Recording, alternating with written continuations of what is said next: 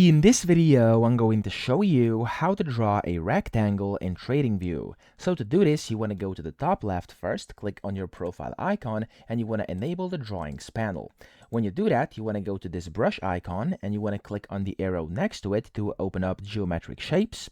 And from here, you'll find a rectangle. So click on the rectangle, or of course, what you could also do is just press Alt plus Shift plus R on your keyboard, and that's going to work as well. It's going to toggle the rectangle. So when you do that, you basically have to select where you want a rectangle. I'm going to put one over here, so you can just click with your left mouse button for the first time, and then just basically drag your mouse without clicking, and then you can click for the second time, and there we go, you have yourself a rectangle. If you want to add a new one, you can again click on here and add it, and you can add as many as you would like onto your chart. Now, if you would like to customize these, as you can see, mine is not default. I can click on any of these, so for example, this border, and I can change the color of the border like that. I can change the fill color, for example, to maybe like yellow, and I can then change, of course, the text color, the size or the thickness of the border, etc. Okay, so that's how to do this. That's how to draw a rectangle. I hope this video helped you out. If it did, please subscribe to the channel and help me out as well.